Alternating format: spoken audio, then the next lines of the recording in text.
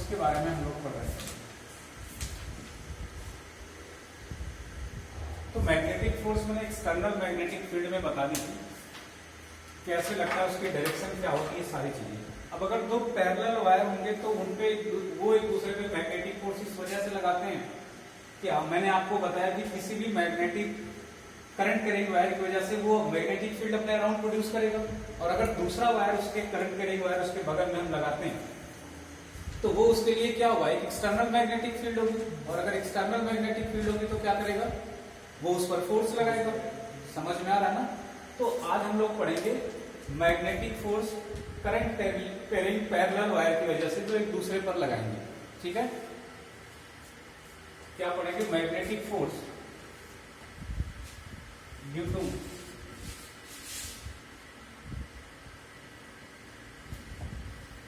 Current carrying wire,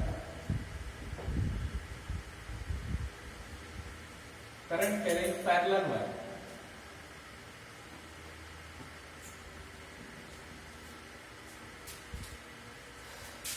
जैसे ये parallel wire है, लॉन्ग वायर है, ये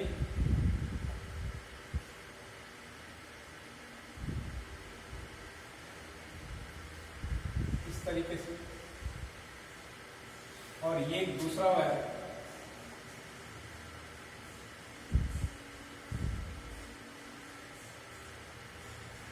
ये भी।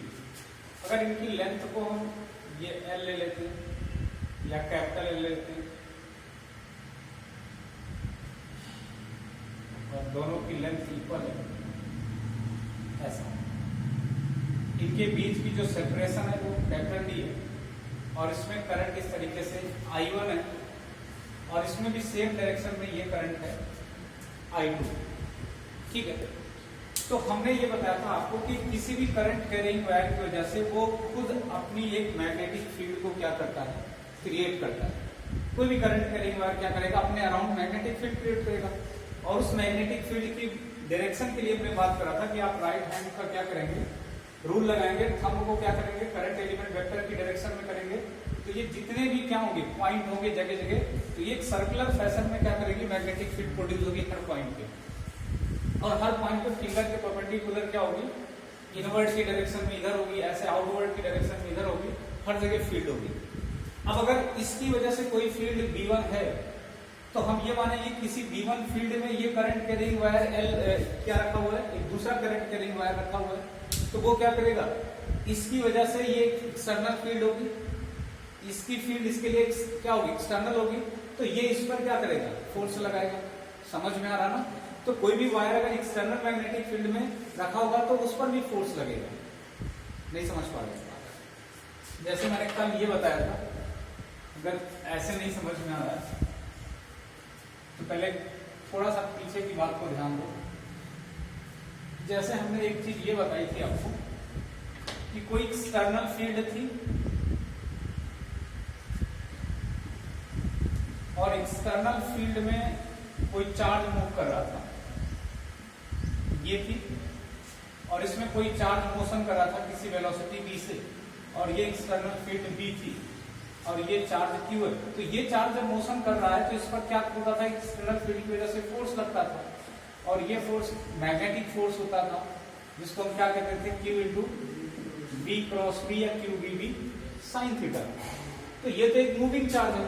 अगर हम ऐसा क्या करें, किसी मैग्नेटिक फील्ड के अंदर कोई वायर रख दें तो वायर में भी क्या होगा, और करंट कैरिंग वायर रख दें तो करंट कैरिंग वायर में क्या होगा कि एक पर्टिकुलर डायरेक्शन में मान लेते हैं ऐसे I करंट फ्लो कर रही है, और वायर कहां पर रखा हुआ है, किसी मैग्नेटिक फील्ड के अंदर रखा हुआ है।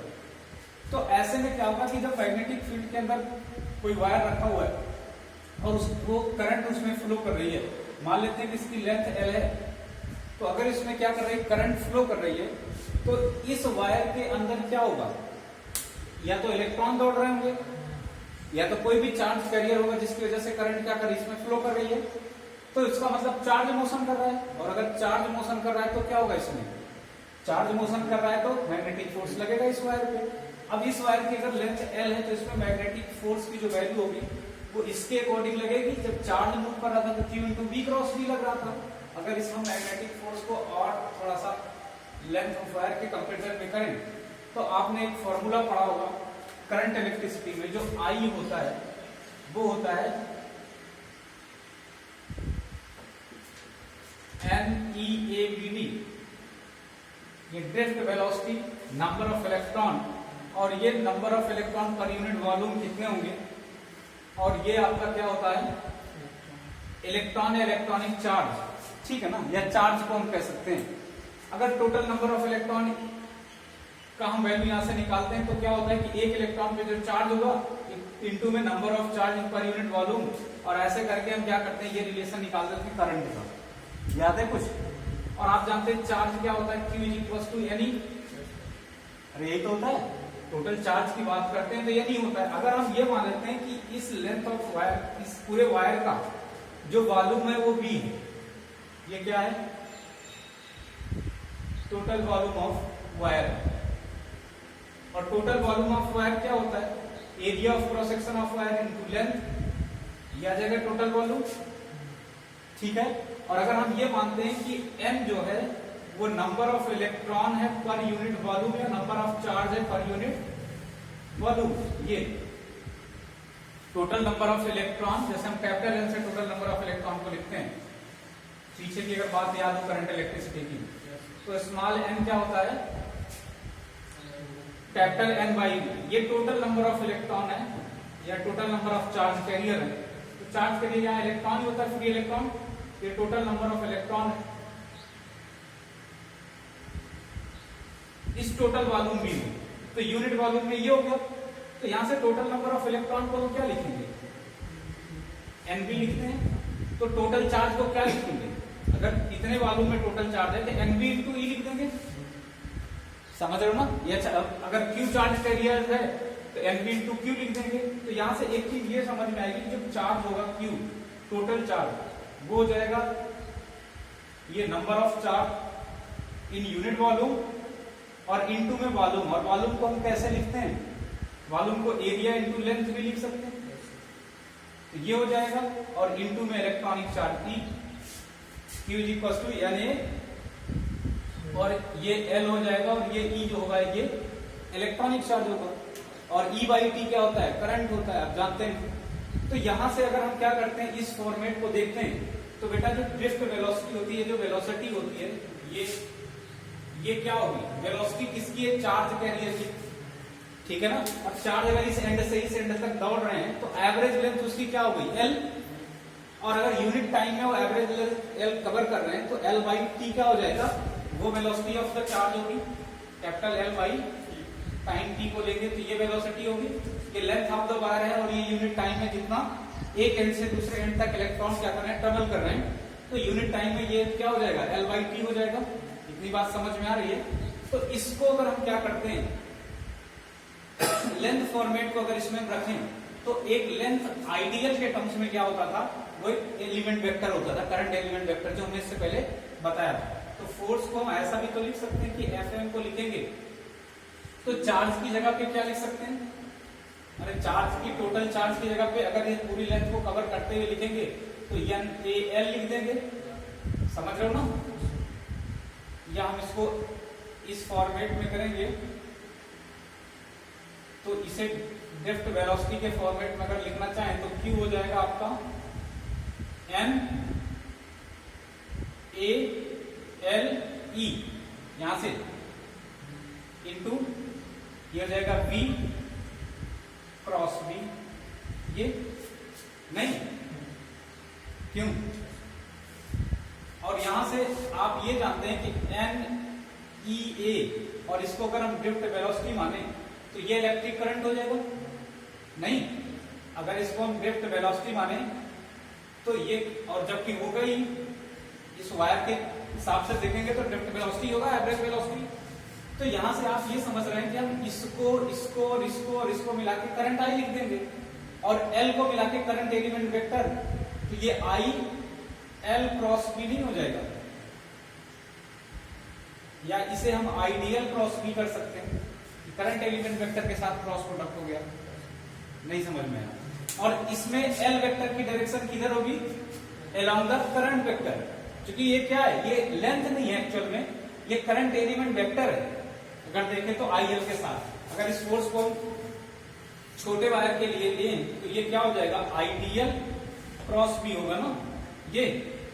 तो ये मैग्नेटिक फोर्स का एक फार्मूला आपको आना चाहिए कि जो आइडियल क्रॉस बी होगा इसी को हम क्या लिखते हैं, लार्ज फोर्स के लिए आई इंटू एल क्रॉस बी लिखते हैं, और एल की डायरेक्शन किधर होगी, along the electric current at that point. Clear?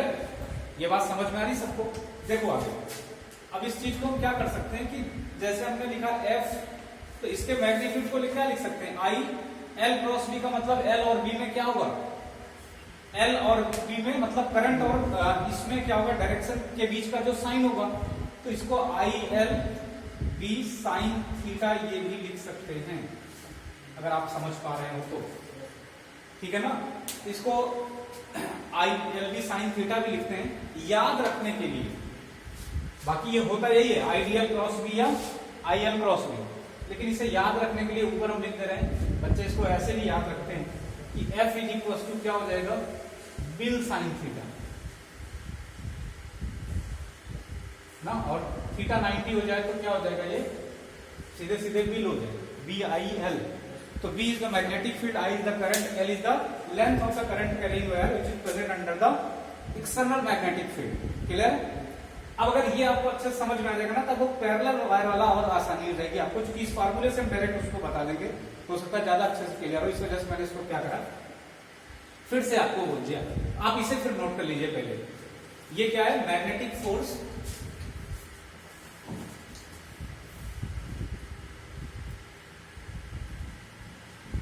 ये मैग्नेटिक फोर्स है ऑन करंट कैरिंग वायर,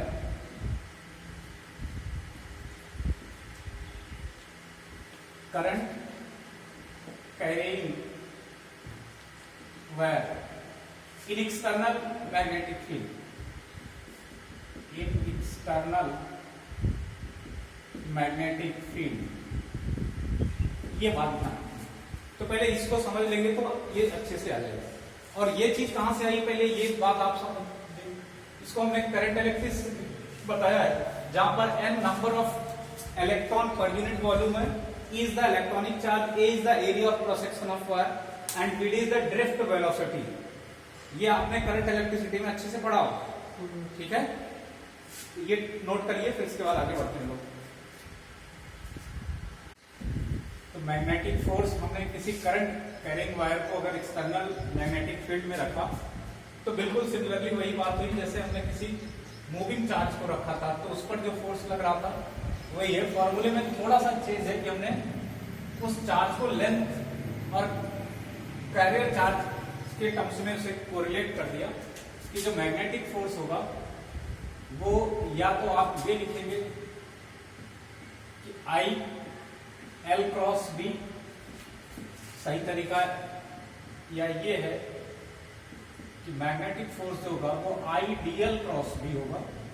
छोटी वैल्यू के लिए इसे इंटीग्रेट करेंगे तो ये पूरी वैल्यू आएगी, ये आपको ध्यान होना चाहिए। या आप अगर इसका मॉड लिखना चाहें तो ये आइडियल भी साइन थीटा होगा, या कंप्लीट वैल्यू का मॉड लिखना चाहें आफ्टर इंटीग्रेशन तो ये हो जाएगा I L B sine theta. ये हमने कहा था बिल साइन थीटा से इसे याद रखें। एक चीज यहां बेटा ध्यान रखना कि जो एल वेक्टर है ये एक्चुअल में इसकी डायरेक्शन हम इसको डीएल आइडियल वेक्टर समझते हैं, करंट एलिमेंट वेक्टर है। तो एल की डायरेक्शन आप लेंथ या डिस्प्लेसमेंट ना समझें, इसकी जो डायरेक्शन होगी वो किधर होगी, करंट एलिमेंट वेक्टर की डायरेक्शन में होगी। या हम क्या बोल सकते हैं कि ये जो डायरेक्शन है और ये जो डायरेक्शन है दोनों कॉमन है, ठीक है, और दोनों किस तरफ होंगी, जिस पॉइंट पे इनकी डायरेक्शन निकाल रहे होंगे उस पॉइंट पे जिधर करंट की डायरेक्शन होगी उधर इसकी डायरेक्शन। अरे हमने क्या कहा था, करंट एलिमेंट वेक्टर की डायरेक्शन किधर होती है, जिधर उस पॉइंट पे क्या होता है, करंट होता है उस पॉइंट पे, ठीक है ना। ऐसा नहीं बताना है कि करंट किसी सर्कुलर ग्रुप में क्या कर रही है, किसी सर्कुलर ग्रुप में फ्लो कर रही है, तो करंट की डायरेक्शन नहीं है ये करंट एलिमेंट वेक्टर में थोड़ा सा बेसिक डिफरेंस मैंने बताया था। हमने कहा था अगर करंट की डायरेक्शन ये तो आप ये बोल देंगे इसमें क्लॉकवाइज करंट है, या एंटी क्लॉकवाइज होगी तो एंटी क्लॉकवाइज बोल देंगे। लेकिन जब मैं आपसे कहेंगे करंट एलिमेंट वेक्टर की डायरेक्शन किधर है, तो हर पर्टिकुलर पॉइंट पे आप क्या करेंगे, इस पॉइंट पे current element vector along the tangent किधर होगा करंट की डायरेक्शन में ना। लेकिन करंट का एक अपना अलग सेंस है, करंट एलिमेंट एक वेक्टर क्वांटिटी है तो वेक्टर के फॉर्मेट में, तो इसकी जो डायरेक्शन होगी वो किधर होगी, मैं फिर से लिख दे रहा हूं, इसकी जो डायरेक्शन होगी करंट एलिमेंट वेक्टर या एल की, वो किधर होगी, along the current at that point, along the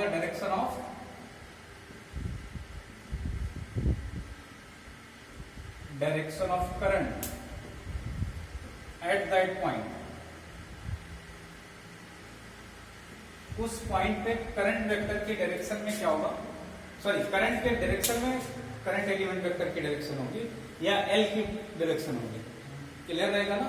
तो आपको मैग्नेटिक फील्ड अगर मालूम है और वहां पर कोई करंट कैरिंग वायर रखा हुआ, उसमें करंट की डायरेक्शन पता है, तो आप क्या करेंगे, एल की डायरेक्शन उधर कर देंगे, बी की उधर, तो मैग्नेटिक फोर्स पता पड़ जाएगा। जैसे अगर मैं आपसे कहूं कि ये क्या है, ये एक मैग्नेटिक फील्ड है, ये क्या है, बी एक मैग्नेटिक फील्ड है, और इस मैग्नेटिक फील्ड में कोई वायर ऐसे पड़ा हुआ है, इस तरीके से मैं यहां ऐसे बना देता हूं,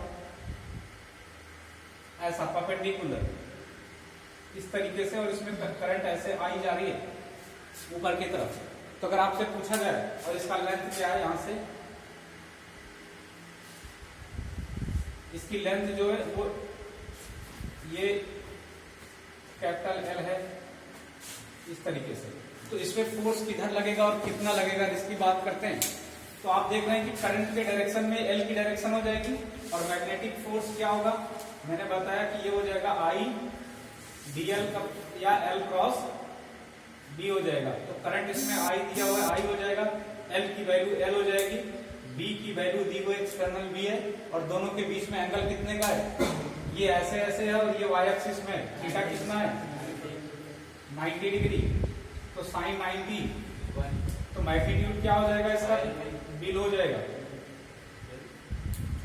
ठीक है, अब साइन 91 हो गया। अगर डायरेक्शन की बात करते हैं, जैसे आई एल क्रॉस बी, तो एल की डायरेक्शन मैंने कहा करंट की डायरेक्शन में होगी, तो जे गैप में होगी, अपवर्ड होगी। इसकी डायरेक्शन कैसे है, आई गैप में है, ठीक है ना। तो जे क्रॉस आई करेंगे, मतलब एल क्रॉस बी करेंगे, तो जे क्रॉस आई क्या होगा, what is the J cross I, अरे आई क्रॉस जे के होता है, तो जे क्रॉस आई माइनस के होगा। अगर वैसे नहीं समझ में आता है तो क्या करोगे, इसको क्रॉस करना है, इससे क्रॉस करना है, तो आप ऐसे करोगे तो अंगूठा इनवर्ड आएगा, perpendicular to the plane inward. किसी भी तरीके से आप कर सकते हो। फिर से सुन लो, मैंने कहा कि ये मैग्नेटिक फील्ड वेक्टर है, it is the current element vector या एल वेक्टर की डायरेक्शन है। Then what will be the direction of the magnetic force, it is the L cross B, and direction of L is like this, direction of this. तो आप क्या करेंगे, इसको इससे cross करेंगे, ना कि इसको इससे, तो ये perpendicular to the plane inward आएगा, मतलब माइनस के आएगा। तो ये आई बी एल साइन 90, और अगर इसको वेक्टर फॉर्म में लिखना चाहते हैं आप, तो इसका वेक्टर फॉर्मेट क्या होगा, ये हो जाएगा आई बी एल या आई एल बी, और ये हो जाएगा माइनस के कैप। समझ रहे हो नहीं समझ रहे हो, ये माइनस के कैप होगा। या इसी को हम क्या लिख देंगे, इसी को ये लिख सकते हैं कि मैग्नेटिक फोर्स जो होगा वो माइनस आगे लगा लें, आई एल बी के कैप। कुछ समझे नहीं समझे, क्लियर है। तो ये बात आपको क्या करनी है, ध्यान रखनी है, किसी एक्सटर्नल फील्ड में जब वायर रखा होगा तो वो भी किसकी तरह काम करेगा, एक मूविंग चार्ज की तरह। क्यों, क्योंकि जो करंट कैरिंग वायर रखा हुआ है, इसके जो चार्ज पार्टिकल हैं, या आप ये बोल सकते हो इसमें जो चार्ज कैरियर है, जो कंस्टिट्यूएंट चार्ज पार्टिकल है, चाहे वो मोबाइल फ्री इलेक्ट्रॉन हो, वो लोग कुछ भी हो, जो भी चार्ज कैरियर्स हैं वो मूव कर रहे हैं। उनके मूव करने का मतलब, अरे उनके मूव करने का मतलब चार्ज मूव कर रहा है, और जब कोई चार्ज मोशन में होता है और किसी फील्ड में होगा तो उस पर मैग्नेटिक फोर्स लगेगा। अरे ये तो कॉमन सेंस है, क्लियर है। तो वही चीज मैंने वायर के फॉर्मेट में कर दी, तो इसको भी आप ध्यान रखेंगे, ये हो गया। अब हम आपको जब पैरेलल वायर बताएंगे तो पैरेलल वायर में एक दूसरे पे वो मैग्नेटिक फोर्स क्यों लगाते हैं, ये बात आपको अच्छे से समझ में आएगी। एक दूसरे को मैग्नेटिक फोर्स इस वजह से लगाते हैं कि एक वायर की वजह से मैग्नेटिक फील्ड होगी। आप जानते हैं कोई भी करंट कैरिंग वायर होगा तो अपने अराउंड क्या क्रिएट करेगा, मैग्नेटिक फील्ड क्रिएट करेगा, और कोई भी करंट कैरिंग वायर है अपने अराउंड मैग्नेटिक फील्ड क्रिएट करेगा। और दूसरा करंट कैरिंग वायर उसके आसपास रखा जाएगा, तो वो फील्ड और उसका क्या होगा, करंट कैरिंग करंट, तो दोनों एक दूसरे से इंटरेक्ट करके मैग्नेटिक फोर्स नहीं लगा देंगे। तो और फिर वैसे दूसरे वायर के लिए क्या होगा, पहले वाले की फील्ड दूसरे वाले के लिए क्या करेगी, मैग्नेटिक फोर्स लगाएगी, और दूसरे वाले की फील्ड पहले वाले वायर पे मैग्नेटिक फोर्स। तो जैसे हमने आपको कूलॉम्स लॉ बताया था, याद है कुछ, कूलॉम्स लॉ में हमने कहा था एक चार्ज दूसरे चार्ज को क्या करता है, इंटरेक्ट करता है, और उसका रीजन बताया था कि इस चार्ज की वजह से फील्ड होगी। तो एक एक्सटर्नल फील्ड में रखा हुआ दूसरा चार्ज क्या करेगा, फोर्स फील करेगा, वैसे उस फील्ड चार्ज की वजह से इस पर फील्ड होगी, तो ये इसके लिए एक्सटर्नल होगी, तो एक्सटर्नल फील्ड में ये भी चार्ज क्या करेगा, फोर्स फील करेगा। तो दोनों चार्जेस क्या होते थे, एक दूसरे पर फोर्स लगाते थे, और उनका फोर्स ऑफ इंटरेक्शन जो होता था वो उनके नेचर पे डिपेंड करता था कि कैसा नेचर है उनका। अगर दोनों क्या करते थे, पॉजिटिव नेचर के होते थे या नेगेटिव नेचर, मतलब सिमिलर नेचर के चार्ज होते थे, तो एक दूसरे को रिपल करते थे, अगर याद हो आपको, और अगर दोनों अपोजिट नेचर के चार्ज होते थे एक दूसरे को अट्रैक्ट करते थे।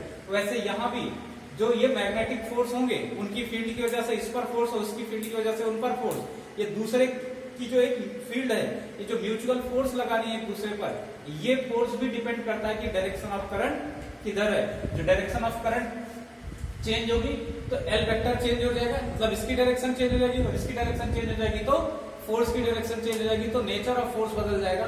कभी आप देखेंगे कि जब सेम डायरेक्शन में करंट होगी तब इन पर फोर्स कैसा लगेगा, और अपोजिट डायरेक्शन में करंट होगी तब इन पर फोर्स कैसा लगेगा। समझ में आ रहा है? इसको नोट करोगे, आगे बढ़ो।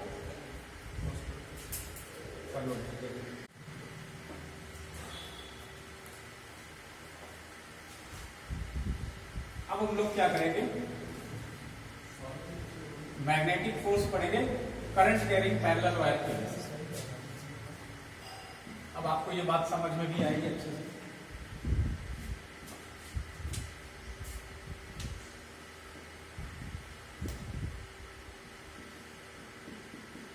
Magnetic force due to current carrying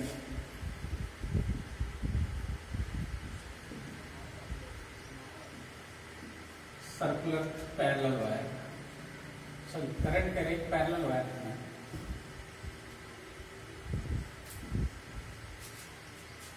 और दोनों कंडीशन बताएंगे, एक बार हम करंट दोनों में सेम डायरेक्शन में रखेंगे और एक बार अपोजिट डायरेक्शन में। जैसे ये इसमें करंट ये I1 है और ये लेंथ जो है वो, इसको हम स्मॉल l से रिप्रेजेंट करते हैं, L1 लिख देते हैं, और एक दूसरा वायर है ये, और इसमें करंट कैसी है,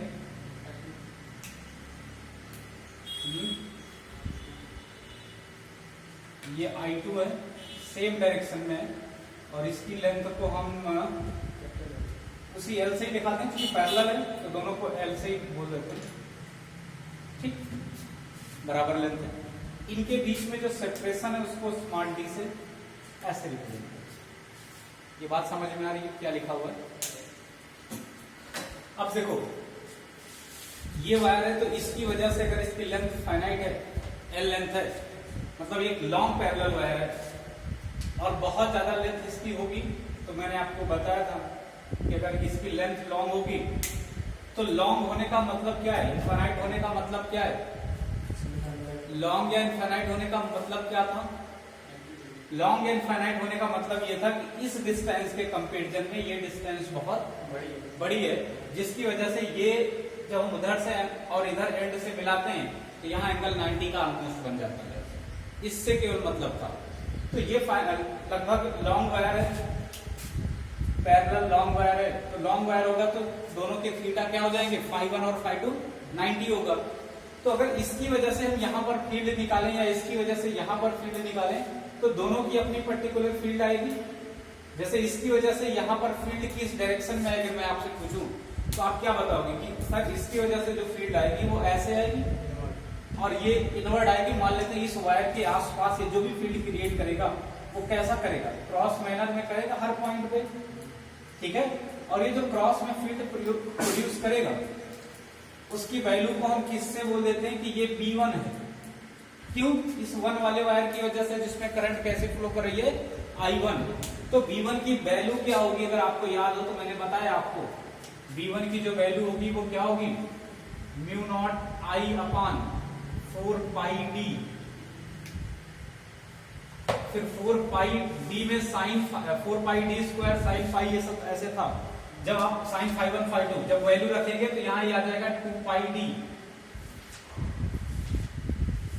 क्यों 2 पाई डी? इस वजह से आ जाएगा कि साइन 90 प्लस साइन 90 क्या हो जाएगा, दोनों 1 प्लस 1 2 हो जाएंगे, और नीचे ये 4 पाई डी होगा तो डी से डी क्या हो जाएगा, सॉरी 4 पाई और ऊपर 2 होगा तो 2 से 2 कैंसिल हो जाएगा, 2 2 जा 4, तो mu naught I upon 2 pi D आ जाएगा। याद है कुछ की फिर से बताएं, नहीं याद है?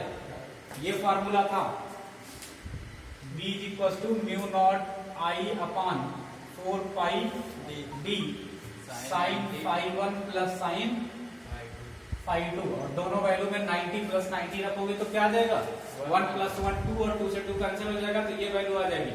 डायरेक्शन इसकी क्या होगी, माइनस के कैप। क्यों माइनस के कैप करें, अंदर की तरफ होगी। अब क्या कंडीशन आ गई, वही जो इससे पहले कंडीशन बताई कि कोई लॉन्ग वायर किसी एक्सटर्नल मैग्नेटिक फील्ड के अंदर रखा हुआ है। अरे यही तो हुआ, किसी एक्सटर्नल फील्ड के अंदर कोई लॉन्ग वायर रखा हुआ है, तो इस लॉन्ग वायर पे या एल लेंथ के वायर पे क्या लगेगा, फोर्स लगेगा। अरे इस पर फोर्स लगेगा ना, एक्सटर्नल फील्ड में होगा, और फोर्स कैसा होगा, आप बोलोगे कि फोर्स होगा वो बी एल क्रॉस बी होगा, sorry I L cross B होगा।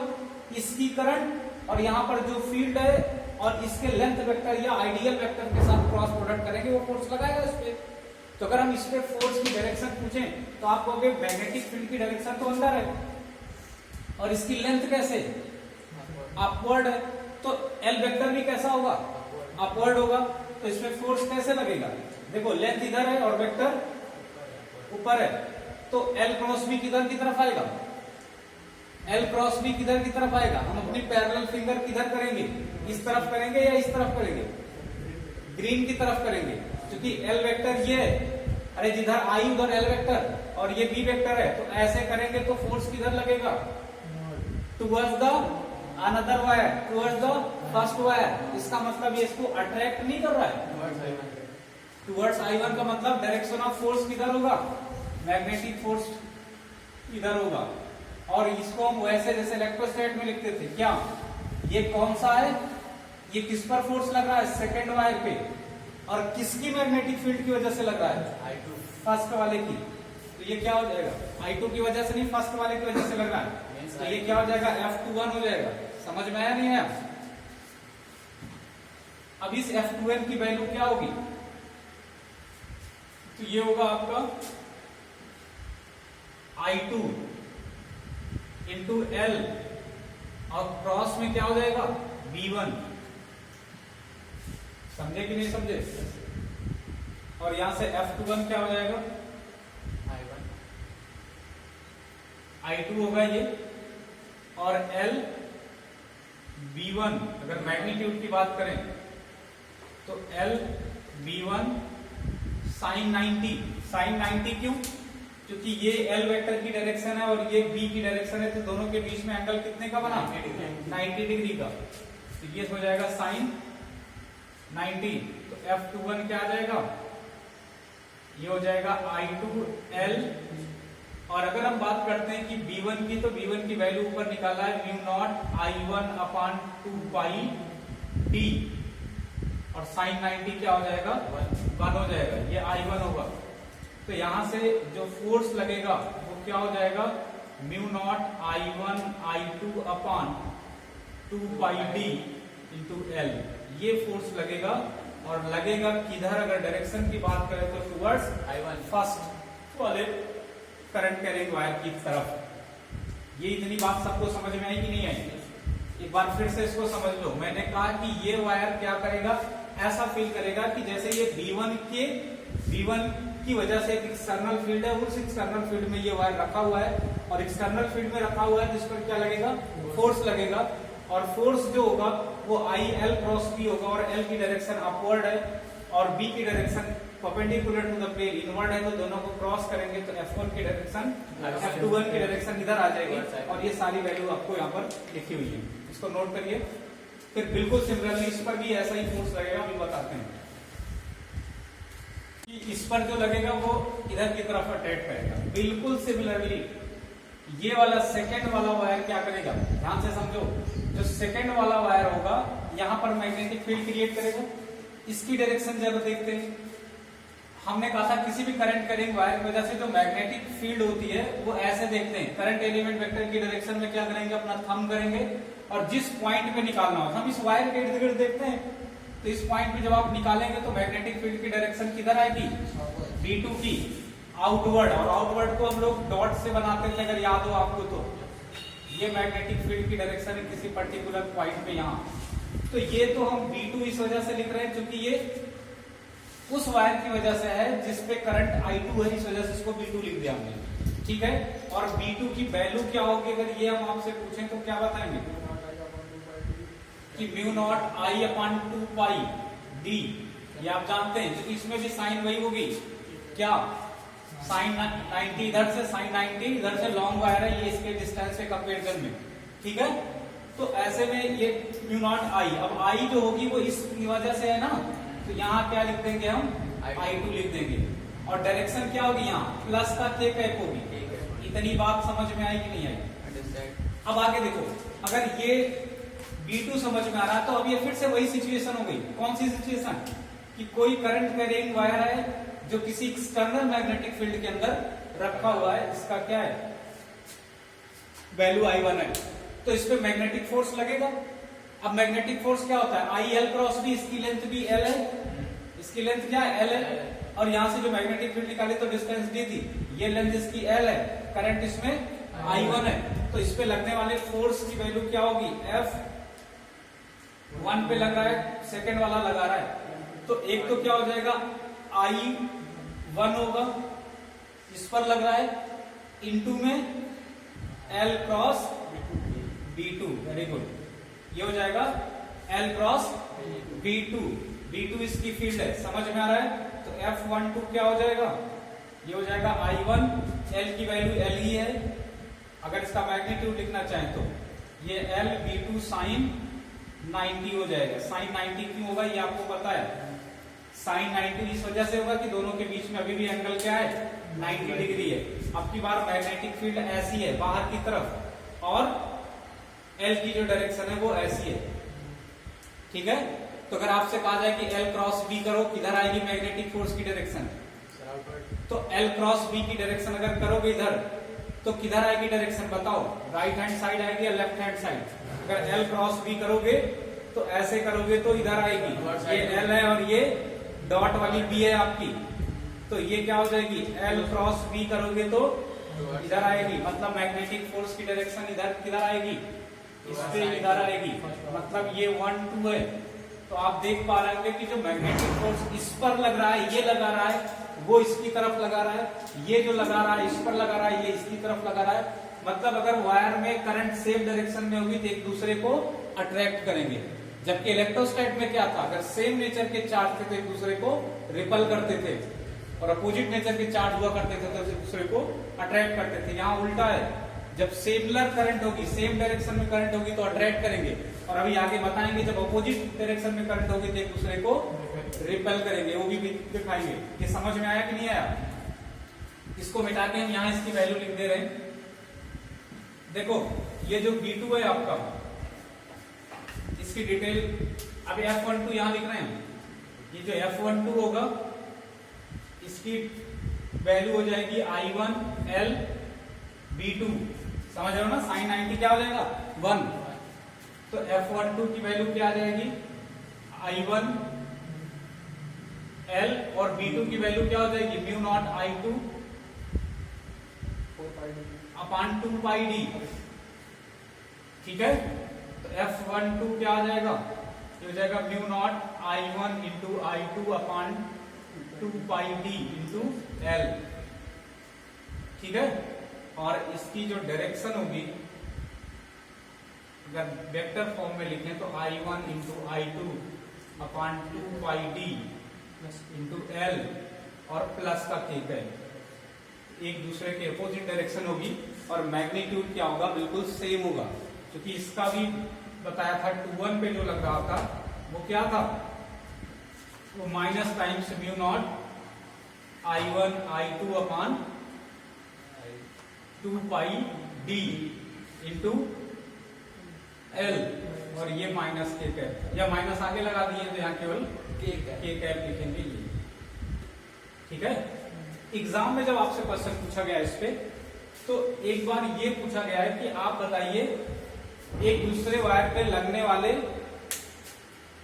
फोर्स की वैल्यू पूछी गई है, उसके बाद फिर फोर्स की वैल्यू नहीं पूछी गई है। ज्यादातर जो मेडिकल वगैरह के एग्जाम होते हैं उनमें कभी फोर्स की वैल्यू नहीं पूछी जाती, उसमें पूछा जाता है फोर्स पर यूनिट लेंथ। क्या पूछा जाता है? Force per unit length. तो फोर्स पर यूनिट लेंथ का मतलब समझते हो ना, एल इधर ले आओगे तो एफ बाई एल हो जाएगा। तो यहां से जो फोर्स पर यूनिट लेंथ होती है, इसको मैं मिटा रहा हूं, ऊपर लिख रहा हूं। जो फोर्स पर यूनिट लेंथ कभी पूछता कर कि वायर पे फोर्स पर यूनिट लेंथ बताओ,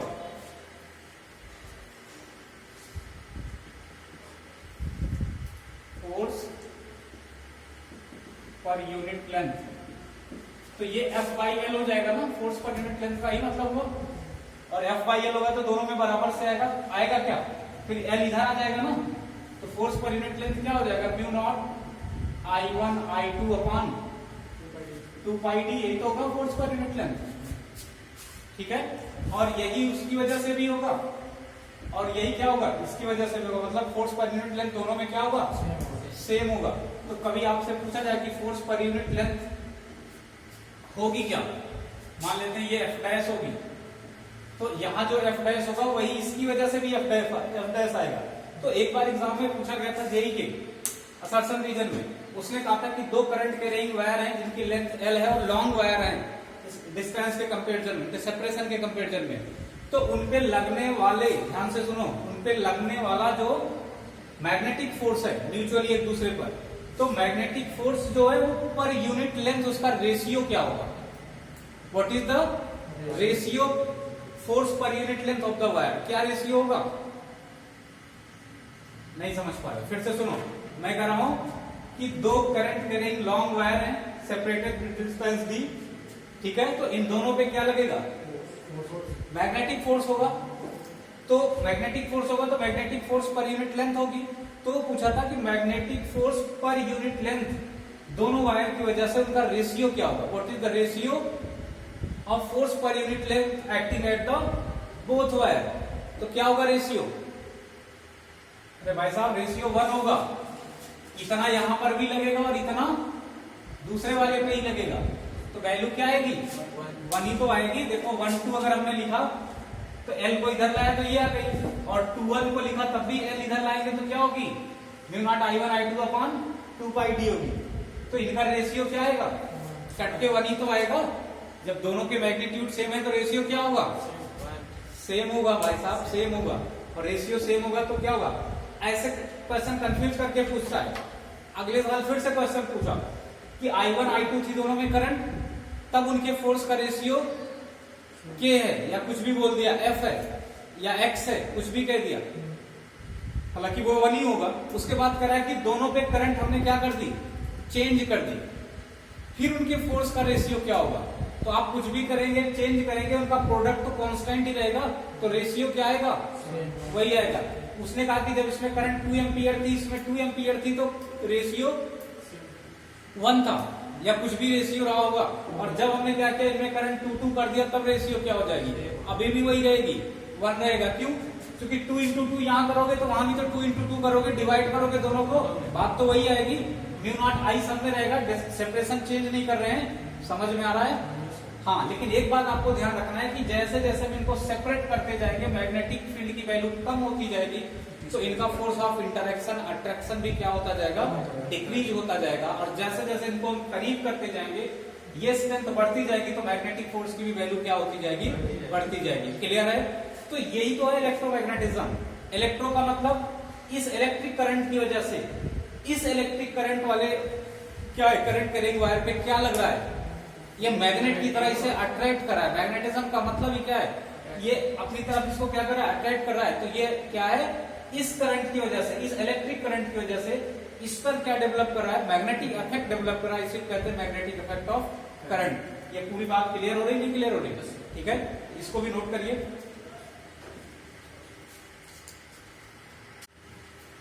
इसके बाद देखो अगर हम क्या करते हैं इसमें डायरेक्शन को रिवर्स कर देते हैं। डायरेक्शन को रिवर्स करेंगे तो क्या होगा, देखो वैल्यू तो वही आएगी, वैल्यू की मैं बात नहीं कर रहा हूं, केवल डायरेक्शन बता देते हैं, वैल्यू आप समझ जाएंगे क्या आएगी। अरे वैल्यू तो वही आएगी ना, जब करंट नहीं चेंज कर रहे हैं मैग्नीट्यूड में तो म्यू नॉट वही रहेगा, इनके बीच की सेपरेशन वही रहेगी, इन्हीं दो बातों पे और लेंथ 3 बातों पे डिपेंड करता था फोर्स। तो मैग्नीट्यूड में कोई फर्क पड़ेगा क्या, कोई फर्क नहीं पड़ेगा। ये डी ऐसे ही है। अब की बार इधर करंट I1 की डायरेक्शन इधर कर दी, I2 जैसे थी वैसे ही रहेगी, ठीक है। तो इस पे क्या होगा, इसकी वजह से जो फील्ड होगी चेंज हो जाएगी और इसकी वजह से तो फील्ड वही रहेगी आउटवर्ड। अरे अभी निकाला था ना, तो इसकी वजह से फील्ड क्या निकाला था, इसकी वजह से डॉट निकाला था इधर। अरे जो B2 थी वो कैसी थी, डॉट, ये डॉट फील्ड थी और इसकी वजह से पहली बार जब हमने निकाला था तो ऐसे निकाला था तो अंदर आई थी, क्रॉस आई थी, ये बना भी है भी। इसकी वजह से अगर करेंगे तो कैसे आएगी, अब की बार इधर भी डॉट आएगी, अरे इधर भी कैसे आएगी, आउटवर्ड आएगी। तो यहाँ पर भी मैग्नेटिक फील्ड कैसे आएगी, ऐसे डॉट लाइन का मतलब आउटवर्ड। ये क्या हो जाएगी, B1 हो जाएगी और ये क्या हो गई, B2 हो गई। अब दोनों पर फोर्स देखो, इस पर फोर्स कैसा आएगा, IL क्रॉस B, अगर ये लेंथ L है तो L की डायरेक्शन मैंने किधर बताई है, डायरेक्शन ऑफ L किधर होगी, along the electric current, along the electric current। तो इलेक्ट्रिक करंट की डायरेक्शन में L वेक्टर होगा और L वेक्टर अगर इसके डायरेक्शन में होगा तो क्या करेंगे, L क्रॉस B करेंगे। तो अब की बार ये डायरेक्शन क्या है, मैग्नेटिक फील्ड की है ये वाली, आउटवर्ड, और L की डायरेक्शन कैसे है, नीचे ऐसी। तो L क्रॉस B कैसे करेंगे, इससे इसको क्रॉस करना है। तो हमने क्या बताया तरीका, हमने ये बताया कि जिसको क्रॉस करना है और जिससे करना है उसकी तरफ आप पहले पैरेलल फिंगर ऐसे, इसको करना है तो ऐसे करेंगे और ऐसे करेंगे तो इधर आ जाएगी, समझ रहे हो ना, ऐसे इसकी तरफ नहीं समझ पा रहे, जैसे ये तो मैग्नेटिक फील्ड की डायरेक्शन किधर आएगी, ये डॉट है और इसमें L वेक्टर की डायरेक्शन नीचे, तो मैग्नेटिक फील्ड डॉट का मतलब ऐसे और L वेक्टर कैसे नीचे, तो ये किधर आएगा, इस साइड। तो ये आ जाएगा आपका मैग्नेटिक फोर्स, कौन सा है ये, F 1 पे लग रहा है, लगा 2 रहा है, ये मैग्नीट्यूड की बात नहीं करेंगे, वो मैं बता चुका हूं, आप लिख सकते हैं। ऐसा इस पे क्या होगा, इस पे बात करेंगे तो यहाँ पे फील्ड कैसी है, डॉट है, लेकिन लेंथ कैसी है, ऊपर की तरफ अपवर्ड। तो ये वेक्टर आपका L वेक्टर हुआ या करंट एलिमेंट वेक्टर हुआ और मैग्नेटिक फील्ड ये हुई ऐसे। तो L क्रॉस B कैसी आएगी, इसको क्रॉस करेंगे इससे, इस डायरेक्शन में ऐसे, तो यहां मैग्नेटिक फोर्स की वैल्यू आ जाएगी ये F21। समझ में आ रहा है नहीं आ रहा है, अब ये दोनों रिपल नहीं करने लगे। तो डायरेक्शन ऑफ मैग्नेटिक फोर्स क्या लिखेंगे यहां से, डायरेक्शन ऑफ मैग्नेटिक फोर्स होगा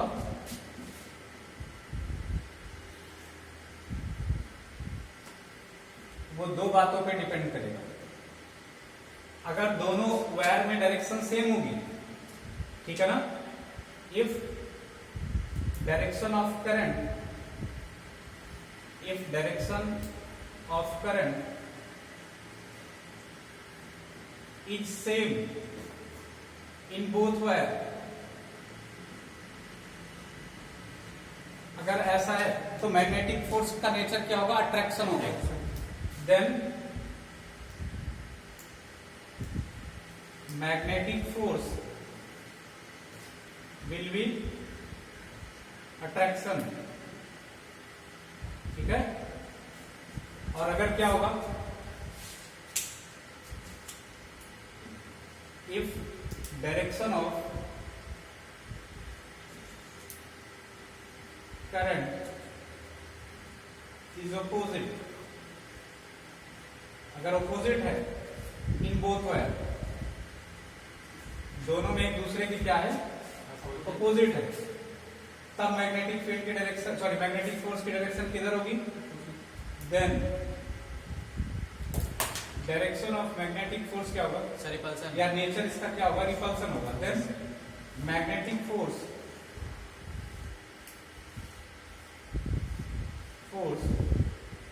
विल बी रिपल्सन। अब ध्यान रहेगा, तो ये पूरा कंपेरिजन हो गया, ठीक है। इसके आगे फिर नेक्स्ट पे करेंगे, नोट कर लो सर।